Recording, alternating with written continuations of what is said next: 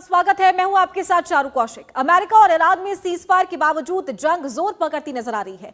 Iran ने Hormuz strait में अमेरिकी डिस्ट्रॉयर को निशाना बनाकर मिसाइल दागी, तो वहीं अब अमेरिका ने काशिम और बंदर अब्बास पर हमला बोल दिया है। फॉक्स न्यूज की रिपोर्ट के मुताबिक अमेरिकी सेना ने काशिम और बंदर अब्बास पर हमला किया है। ईरान के मिनाब शहर में भी धमाकों की आवाज सुनी गई। अमेरिकी राष्ट्रपति डोनाल्ड ट्रंप ने कहा कि ईरानी हमलों के बाद की गई ये जवाबी कार्रवाई सिर्फ एक लव टैप है।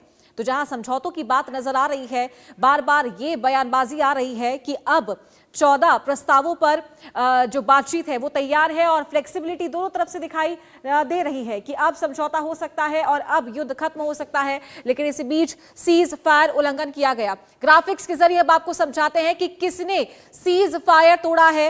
ईरान का क्या आरोप है। ईरान के 5 शहरों में ड्रोन और मिसाइल से अटैक हुआ है। किसने सीज फायर तोड़ा, ये जानकारी आपको दे रहे हैं।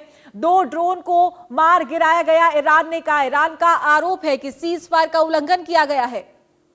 ओमान की खाड़ी में ईरानी तेल टैंकरों को निशाना बनाया गया और यह सीज फायर का उल्लंघन है। साथ ही फुजैरा बंदरगाह के पास दूसरे जहाज पर भी हमला हुआ है और इसीलिए ईरान अब कहीं ना कहीं समझौते पर नहीं उतरता नजर आ रहा है। बंदर खामिर, सिरिक और केशन द्वीप के इलाकों पर भी हवाई हमले हुए हैं और ईरान के द्वारा अमेरिका पर यह आरोप लगाया जा रहा है। क्षेत्रीय देशों के सहयोग से अमेरिका ने यह हमला किया है और इसे सीज फायर का उल्लंघन करार दिया है ईरान ने। साथ ही ईरान ने अमेरिका पर सीज फायर तोड़ने का आरोप लगाया। तो किसने सीज फायर का उल्लंघन किया है? ईरान के तमाम आरोप है अमेरिका के ऊपर कि नाकाबंदी नहीं हटाई गई है। साथ ही 5 शहरों में ड्रोन और मिसाइल से अटैक किया गया है, जिसमें से 2 को ईरान ने मार गिराया है। तो ये तमाम जो आरोप है ये ईरान के द्वारा लगाए जा रहे हैं। तो चलिए अब आगे बढ़ते हैं, समझाते हैं आपको। पश्चिम एशिया में तनाव जारी है, तो ये डील का फॉर्मूला क्या है जो अमेरिका और ईरान के बीच में हो रही है। इसमें 14 प्रस्ताव सामने आए हैं, लेकिन बातचीत अभी बनती हुई नहीं नजर आ रही है, क्योंकि ईरान ने कहा कि अमेरिका के द्वारा सीज फायर का उल्लंघन किया जा रहा है और उस पर भरोसा नहीं किया जा सकता।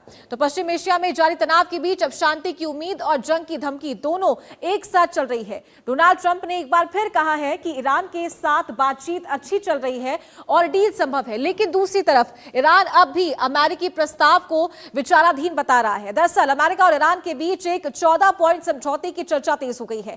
अमेरिकी मीडिया में खबर आई थी कि यह 1 पेज का मेमोरेंडम हो सकता है जो आगे की बड़ी डील का आधार बनेगा। हालांकि अभी तक इस प्रस्ताव को सार्वजनिक नहीं किया गया है। तो अब आपको बताते हैं कि इस डील का फॉर्मूला क्या है, किस आधार पर यह डील हो रही है। तो मध्यस्थता से जुड़े सूत्रों के मुताबिक ईरान अमेरिका के बीच छोटे मेमोरेंडम पर सहमति बनने के करीब है। 14 प्रस्तावों का यह मेमोरेंडम तैयार हो रहा है और साथ ही ईरान अमेरिका के बीच में बातचीत हो रही है। अगर साइन होता है तो आगे 30 दिनों तक विस्तृत बातचीत जो है शुरू हो जाएगी। यानी कि 14 दिन का जो प्रस्ताव है, 14 पॉइंट्स का जो प्रस्ताव है, अगर उस पर सहमति बनती है तो 30 दिन तक आगे हमले नहीं होंगे। ईरान अमेरिका के बीच में एक छोटे मेमोरेंडम पर बातचीत हो रही है और अगर ये बातचीत सफल रहती है, यानी कि जो प्रस्ताव अमेरिका और ईरान की तरफ से कॉमनली टेबल पर रखे जाते हैं 14 पॉइंट्स के, और अगर उस पर सहमति बन जाती है तो उसके बाद में 30 दिनों तक लगातार इस पर चर्चा होगी। दोनों देशों के प्रतिनिधिमंडल बैठेंगे। तो कौन से वो मुद्दे हैं जिन पर चर्चा होगी? पहला मुद्दा हॉर्मुज जल डमरू मध्य में जहाजों की आवाजाही को बहाल करना, यानी कि पूरी तरीके से स्ट्रेट ऑफ हॉर्मुज खोल देना, फिर चाहे वो कमर्शियल जहाज हो और या फिर वो अलग अलग देशों के जहाज जो है वो हो। दूसरा है ईरान पर लगे अमेरिकी प्रतिबंध हटाना, यानी कि ईरान ने जो भी प्रतिबंध अमेरिका पे हटा रखे हैं, फिर चाहे वो टैक्स को लेकर के, संपत्ति को लेकर के, उसको हटाना है। और तीसरा है परमाणु कार्यक्रम को लेकर, यानी कि परमाणु कार्यक्रम या यूरेनियम जो है वो ईरान को सौंपना होगा। साथ ही जो मिसाइलें हैं और हथियार बनाना है वो रोकना होगा।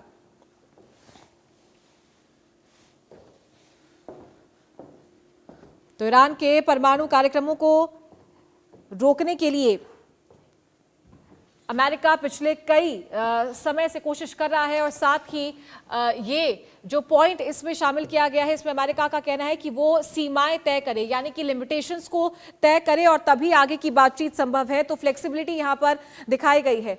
हमारे साथ ज्योतिषी जुड़ गए हैं, भविष्यवाणी उनसे जानेंगे कि आगे का समय कैसे रहने वाला है, ग्रहों की दशा क्या कुछ कह रही है। शिवांगी निर्भय हमारे साथ जुड़ गई है। शिवांगी जी, बहुत स्वागत है आपका इंडिया न्यूज पर। तो सबसे पहले क्या आपको लग रहा है, दोनों देश बातचीत के उस पे तो आ गए हैं, पटल पे आ गए हैं, बातचीत होने संभावना नजर आ रही है, लेकिन दोबारा से जो जंग के हालात है वो कहीं ना कहीं दिखने लगते हैं, सीज फायर का उल्लंघन हो रहा है। ग्रहों की दशा क्या कह रही है आने वाले 30 दिनों के लिए? बिल्कुल। सबसे पहले आपके इस मंच को, आपको और मेरे सभी दर्शकों को मेरा प्रणाम, राधे राधे। अभी जो स्थितियां हैं ग्रहों की, आपके मंच से मैं पहले भी बताती आई हूँ, स्थितियां बिल्कुल ठीक नहीं है। जैसा कि शनि अपने ही नक्षत्र में अभी चल रहे हैं, उत्तरा भाद्रपद में, और ये मई में जाके चेंज होंगे, जो फिर रेवती में जाएंगे। सो इन चीजों को देखो, और अमेरिका की जो महादशा चल रही है, तो वो राहु की महादशा में बुध की अंतर्दशा चल रही है। ईरान की जो महादशा है वो गुरु की महादशा में राहु की अंतर्दशा है। तो ये इस तरफ इशारा देते हैं कि बातचीत चलती रहेगी, लेकिन ट्रंप जी जो है, जैसे पहले भी बताया, उनके चार्ट पर भी अध्ययन किया हुआ है और आपके मंच के माध्यम से पहले भी बोला हुआ है कि वो अपनी वाणी से, अपनी चीजों से भ्रमित करते रहेंगे। तो अभी बातचीत चल रही है, वो एक अलग चीज है, लेकिन युद्ध का थमना या शांत होना ये बिल्कुल भी दिखाई नहीं दे रहा है। क्योंकि ग्रहण की स्थिति पर अगर हम बात करें, तो इस साल भी, जैसे आपके मन से पहले भी बताया, कि ग्रहण, दो सूर्य ग्रहण और चंद्र ग्रहण आसपास हुए थे, वापस से वैसे ही संयोग बनेंगे। और ऐसा रिसर्च में पाया गया है कि जब जब एक साल में 5-7 या इस तरीके के ग्रहण आते हैं, तब स्थितियां बिल्कुल भी शुभ नहीं होती हैं। चाहे प्रथम विश्व युद्ध की बात हो, द्वितीय विश्व युद्ध की बात हो, एंग्लो अफगान का जो युद्ध हुआ था उसकी बात हो, या फिर जो हमारा रशिया का युद्ध हुआ था उसकी बात हो, हर युद्ध में ये मैंने रिसर्च के टाइम पाया कि ग्रहण की युति जो थी बहुत ही नजदीक थी, बहुत कम अंतराल पे थी, और एक ही साल में कई सारे ग्रहण थे। तो ग्रहण का भी अध्ययन करूं और आपके इस मंच के माध्यम से बताती हूँ। 1913 में पहली बार ये स्थितियां बनी थी, तब हुआ था, हमारे वर्ल्ड वार की शुरुआत होने की बात हुई थी। उसके बाद जो स्थितियां बनी वो 1935 में बनी, और इटली का युद्ध शुरू हुआ। उसके बाद फिर हमने 1817 की अगर पहले जाऊं, वहां भी जब ये बात हुई थी, तो एंग्लो जुलू का युद्ध हुआ था। उसके बाद ये जब स्थितियां हमने रिसर्च करते हुए पाई, तो महाभारत काल की, जैसे आपके मन से मैंने पहले भी बताया, जी तो जी। वो स्थितियां भी अभी वही बनी हुई हैं। तो चारू जी, अभी बिल्कुल भी मुझे कुछ थमता हुआ नजर नहीं आ रहा है। और शनि जो है, शनि जयंती भी आ रही है, शनि का वहां आगे नक्षत्र परिवर्तन भी आ रहा है, जैसे बताया। अभी खप्पर योग का भी निर्माण हो रहा है। तो अभी ये स्थितियां बिल्कुल भी थमने वाली नहीं है। या शांति वार्ता के लिए बात चलती रहेगी, लेकिन शांति वार्ता पर रिजल्ट क्या आएंगे, बात वो है। तो अभी बिल्कुल भी इस तरफ इशारा नहीं दे रही, और स्थितियां और बिगड़ेंगी। जैसा कि आपके मंच के माध्यम से पहले भी बताया मैंने कि ट्रंप जी की सत्ता छिनती हुई भी नजर आ रही है, अमेरिका में जेएनजी भी सड़कों पर उतरेंगे। इस तरह की स्थितियां सिर्फ और सिर्फ इसलिए आ रही हैं क्योंकि ग्रह नक्षत्र संयोग जो कह रहे हैं वो इस तरफ बिल्कुल इशारा नहीं दे रहे हैं। अभी मंगल का भी राशि परिवर्तन होगा। अभी मंगल जो है मीन राशि में चल रहे हैं, शनि के साथ उनकी युति बनी हुई है, तो शनि मंगल की युति चल रही है, लेकिन अभी वो मेष में जाएंगे, तो अग्नि तत्व की राशि है, और मंगल स्वयं भी अग्नि तत्व है के कारक हैं।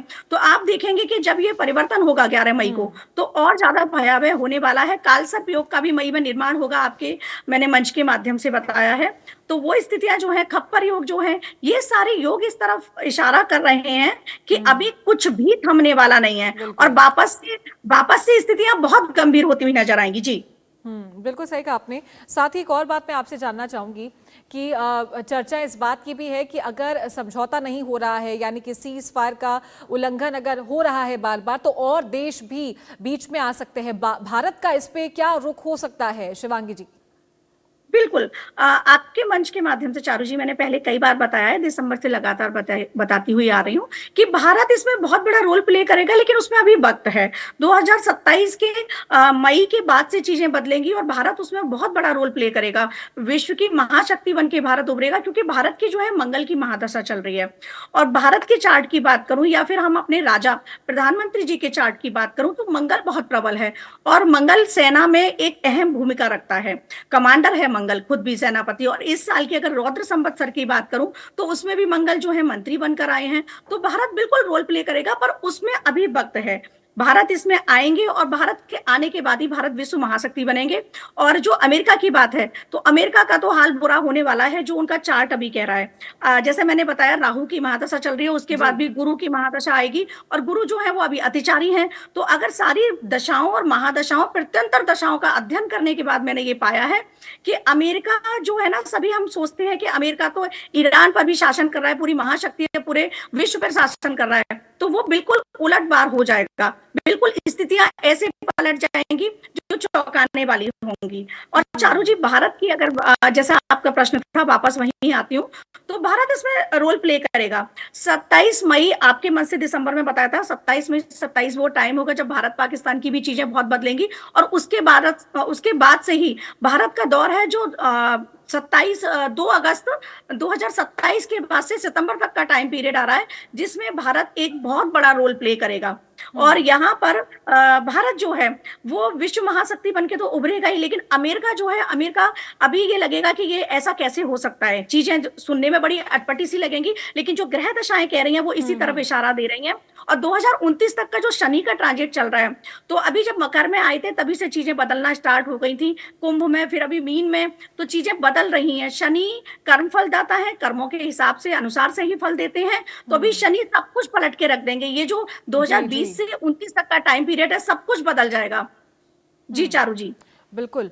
और अभी जिस तरीके से ये जो बातचीत चल रही है ईरान अमेरिका के बीच में समझौतों को लेकर, और जैसा कि आपने बताया कि अभी युद्ध विराम पूर्ण तरीके से नहीं नजर आएगा, तो क्या जो अभी स्थिति चल रही है वही आगे कंटिन्यू होने वाली है? और अगर हाँ, तो फिर कब तक? और अगर नहीं, तो क्या अब से ठीक 1 से 1.5 महीने अगर पीछे जाएं, तो जो स्थिति तब भीषण थी, लगातार हमले हो रहे थे, हवाई हमले हो रहे थे, ड्रोन मिसाइल अटैक हो रहा था, तो क्या वापस से वो स्थिति आने वाले दिनों में नजर आ रही है, शिवांगी जी? जी जी, बिल्कुल। खप्पर युग का जैसे ही निर्माण होगा, मैं आपको बता रही हूँ, तो जून में ये चीजें और पीक पर जाएंगी, मई लास्ट से ही चली जाएंगी, और जून में ये चीजें और पीक पर जाने वाली हैं, क्योंकि खप्पर योग का निर्माण, और आगे जैसा मैं बता रही हूँ कि ग्रहण योग फिर से बन रहे हैं, और वो भी 15 दिन के अंतराल में ही हैं। तो ये स्थितियां आप देखेंगे कि जो स्थितियां अप्रैल में थी या मार्च में शुरुआत हुई थी, क्योंकि इस युद्ध की शुरुआत भी अच्छी नहीं हुई है, पंचक योग में हुई है। जैसे मैंने पहले भी आपके मंच से बताया है, चोर पंचक में स्ट्राइक हुई थी, फिर राज पंचक में युद्ध की शुरुआत हुई थी। और जो नक्षत्र थे, नक्षत्र भी अच्छे नहीं थे, हर चीजें जो हुई हैं, तो नक्षत्रों के आधार पर अगर गणना करूं, तो जून में आने वाले टाइम में आप देखेंगे कि ये स्थितियां और भयावह होंगी। और हम ज्योतिषियों का किसी को डराने का बिल्कुल उद्देश्य नहीं होता है, जो ग्रह नक्षत्र कह रहे हैं उसी के आधार पर हम देश दुनिया को ये बता रहे हैं। तो स्थितियां बहुत बद से बदतर होंगी। अभी शांति अगर आपको दिख भी रही है ना, तो अचानक से क्या चीजें हो जाए, जो राहु की मैं बात कर रही हूँ, तो राहु अभी कुंभ में है और वो नवंबर तक रहने वाले हैं। अमेरिका के चार्ट में भी अगर देखा जाए तो राहु की महादशा चल रही है। अगर ट्रंप जी की कुंडली की बात करूं, तो वहां भी राहु सूर्य से प्रभावित है। तो ये सारी स्थितियों को देखते हुए राहु कब क्या करा दे, किसकी मति भ्रष्ट कब करा दे, ये नहीं पता होता है, क्योंकि वो इल्यूजन है, वो धुआं है, सब कुछ आपको अंधेरे में रखेगा और अचानक से चीजें सामने आती हैं। जैसे फॉग होता है, हमको कुछ नहीं दिखाई देता, ऐसे अभी हमको दिखाई देगा कि सब कुछ ठीक चल रहा है, और अचानक से स्थितियां जो है बद से बदतर होंगी। क्योंकि शनि मीन राशि में है, और मंगल, जैसे मैंने बताया, 11 मई को मंगल जब मेष में जाएंगे, तो अग्नि तत्व में जाएंगे, तो आप देखेंगे वापस से मिसाइल अटैक होंगे, वापस से चीजें होंगी, ये जो अभी होती आ रही हैं। कुछ भी थमने वाला तो नहीं है, अभी थमा हुआ नजर आएगा राहु के प्रभाव से। लेकिन आगे मई लास्ट का जो मैं बता रही हूँ, 22 मई से चीजें बदलेंगी, और 27 मई पर फिर ये पीक में जाएंगी, और उसके बाद जून पूरा ऐसा जाएगा जहां पर बहुत बड़े बड़े बदलाव और बहुत बड़े, आप देखेंगे कि इसमें युद्ध में जैसे हाइट तरीके से चीजें सम्मिलित होती हैं, देश सम्मिलित होते हैं, लेकिन यहाँ पर जो मैं देख पा रही हूँ, वहां पर रशिया और चाइना, जिसके लिए पहले मैं कह रही थी शायद मुझे नहीं लग रहा है चाइना शामिल होगा, लेकिन आगे जब चाइना का चार्ट स्टडी किया, तो चाइना भी इसमें शामिल हो सकता है। और स्थितियां जून से लेकर जुलाई तक तो बिल्कुल भी अच्छी नहीं दिख रही हैं मुझे। और जुलाई ही क्यों, आगे जो मैं सितंबर तक की बात कर रही हूँ, क्योंकि योग ऐसे है ना, खप्पर योग का भी निर्माण जब होता है तो अच्छा नहीं रहता, और रौद्र संवत्सर जो है तो उसका भी प्रभाव आएगा ही आएगा। अब गुरु अतिचारी हैं, उनका भी प्रभाव आएगा। शनिदेव जो है वो धर्म की राशि में है। तो यहाँ पर चीजें आप देखेंगे, जब ये भारत के आपने सम्मिलित होने की बात कही थी, तो भारत जो है वो सनातन धर्म को लेकर आगे जाता है, और शनि जो है वो कर्म फल दाता है, मीन जो है वो धर्म की राशि है। इसलिए मैं आपसे कह रही हूँ कि यहाँ पर जो भारत है वो महाशक्ति बन के उभरेगा, और ये स्थितियां अभी बिल्कुल नहीं थमेंगी। 22 मई टाइम नोट कर लीजिएगा। और 12 मई से 11 मई से कालसर्प योग का भी निर्माण हो रहा है। इस युद्ध की स्थितियां जो देख रही हूँ, तो ये स्थितियां अभी राहु और केतु की जो डिग्री आ रही हैं, और यहाँ डिग्री मंगल और शनि की डिग्री पर बात करूं तो बहुत कम डिग्री पर दोनों आसपास हैं। तो ये चीजें बिल्कुल भी इस तरफ इशारा नहीं कर रही है कि कुछ भी थमने वाला है, रुकने वाला है या शांत होने वाला है। युद्ध तो अभी दो देशों के बीच है, और जैसे हम विश्व युद्ध की जो बराबर बात कर रहे हैं, इसमें 14 देश सम्मिलित होंगे। और